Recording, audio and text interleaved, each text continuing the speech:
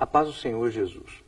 Eu estou aqui no intervalo da gravação de umas videoaulas e aí eu achei uma coisa importante para compartilhar que diz respeito sobre uma preferência pessoal que eu tenho quanto a uma certa versão da Palavra de Deus, uma versão de tradução das Escrituras.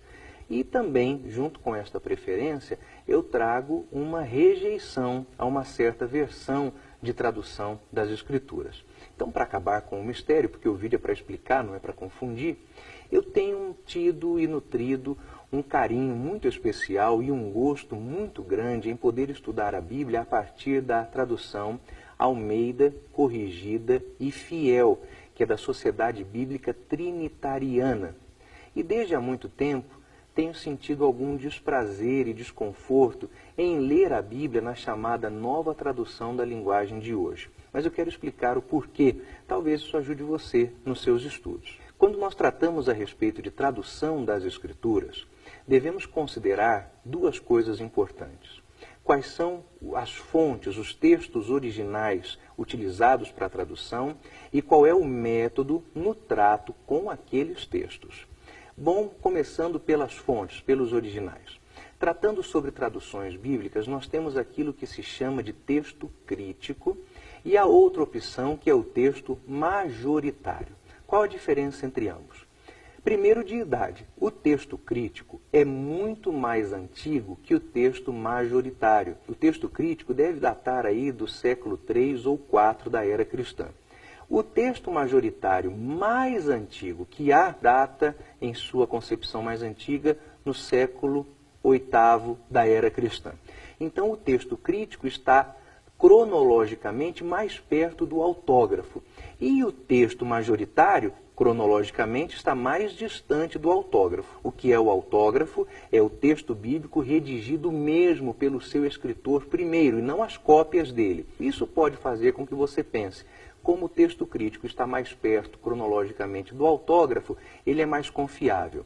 Mas, na verdade, o que acontece é que o texto crítico disponível é mais antigo, não porque seja mais confiável, mas bem ao contrário, porque por ser não confiável, ele acabou sendo preservado, porque os textos mais confiáveis desgastavam-se mais rapidamente, porque estavam eles sempre passando de mão em mão para cópias e mais cópias. Então, aquilo que era muito usado, você sabe disso, muito se desgasta. Logo, o texto crítico está preservado desde o século III ou IV da era cristã, porque os cristãos daquela época disseram assim, guarda esse negócio aí, porque isso não é bom. Deixa isso quieto, vamos usar o outro. E por isso o texto crítico preservou-se, por falta de uso, e não necessariamente por excesso de zelo. Depois nós temos a maneira como a fonte original, seja o texto crítico, ou seja o texto majoritário, é tratada pelos tradutores. Nós temos a tradução por equivalência formal. O que é isso? Se no texto original aparece um verbo, em português aparece um verbo. Se após isso vem um predicado, uma qualidade, um adjetivo, em português aparecerá a mesma qualidade, o mesmo adjetivo. Então é a tradução por equivalência formal.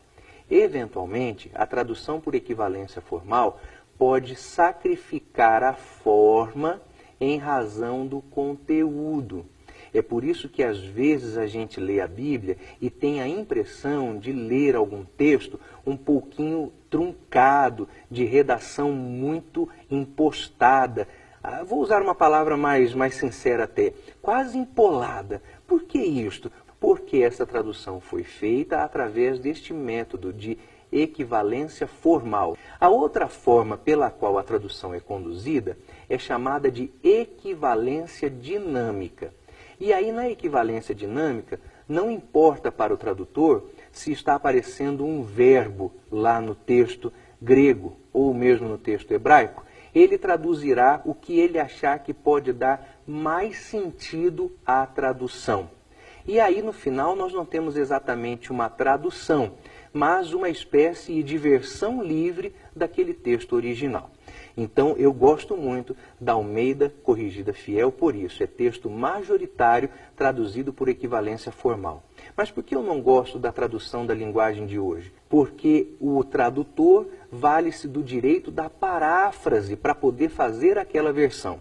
E ele, além de utilizar o texto crítico, utiliza-se da equivalência dinâmica, onde para ele é mais importante tentar dar um sentido à tradução do que necessariamente fazer a tradução por equivalência formal. Aí você pode pensar assim, mas não é bom ler a Bíblia na nova tradução da linguagem de hoje? É fácil de entender, será que tem problema? Tem muitos problemas. Porque o que fica prevalecendo no processo da equivalência dinâmica não é o sentido do texto original. Você já leu Romanos, capítulo 10, versículo 4? Eu vou abrir a Bíblia aqui e vamos ler juntos. Romanos 10, 4 diz assim, na nova tradução da linguagem de hoje, texto crítico e tradução por equivalência dinâmica. Porque com Cristo a lei chegou ao fim, e assim os que creem é que são aceitos por Deus. Agora, se você ler num texto majoritário por tradução por equivalência formal, o sentido muda todo. Porque o fim da lei é Cristo, para a justiça de todo aquele que crê. E agora, Jesus veio dar fim à lei ou o fim da lei é Cristo? Parece a mesma coisa, mas não é não. Porque lá no texto original, a expressão dar fim, ou Cristo é o fim, que é o que de fato diz, é o teleios. Então, Cristo não veio dar termo, dar cabo, dar fim à lei, como diz a nova tradução da linguagem de hoje. Mas Cristo é, sim, o fim, o alvo, a expectativa maior da lei. A lei aponta para Cristo. O próprio Cristo disse que não veio dar fim à lei e aos profetas, mas veio confirmar. Mas aí a nova tradução da linguagem de hoje está desmentindo o Senhor Jesus, dizendo que ele veio dar fim à lei. Então é um problema sério. Aqueles que defendem o texto crítico e o método de tradução por equivalência dinâmica dizem que as diferenças entre os resultados de tradução são poucos e não têm comprometimento doutrinário. É mentira. Uma outra questão, você pode depois ler, acho que é uma leitura que vai te fazer bem para chegar à sua conclusão. Se você tiver um pouquinho de paciência, me acompanhe nessa leitura. Os discípulos Tiago e João, vendo isso, disseram, Senhor, queres que digamos que desça fogo do céu e os consuma, tal qual fez Elias? Voltando-se Cristo, repreendeu-os e disse, vós não sabeis que espírito sois, porque o Filho do Homem não veio para destruir as almas dos homens, mas para salvá-las, e saindo foram para outra aldeia. Agora vamos ler o mesmo texto numa tradução oriunda de texto crítico por equivalência dinâmica. Quando os discípulos Tiago e João viram aquilo, disseram, o Senhor quer que a gente mande descer fogo do céu para acabar com essas pessoas? É até feio de escutar, né? Verso 55. Jesus, porém, virando-se para eles, os repreendeu.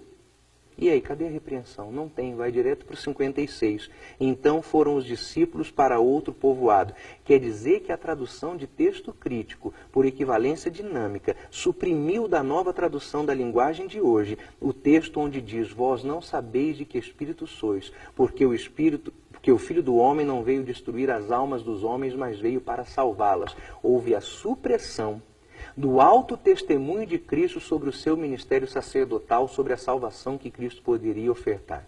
É por isso que eu não gosto da nova tradução da linguagem de hoje, nem de nenhuma outra tradução que utilize-se do texto crítico e do método de tradução por equivalência dinâmica. Prefira os textos vindos do majoritário e por tradução por equivalência formal. Podem eles, eventualmente, parecer um pouquinho mais difíceis ao primeiro contato, mas logo você se acostuma com o estilo e terá a certeza de ler a Bíblia que Deus deu para os homens, e não a Bíblia que os homens estão dando para eles mesmos. Que Deus em Cristo Jesus abençoe você.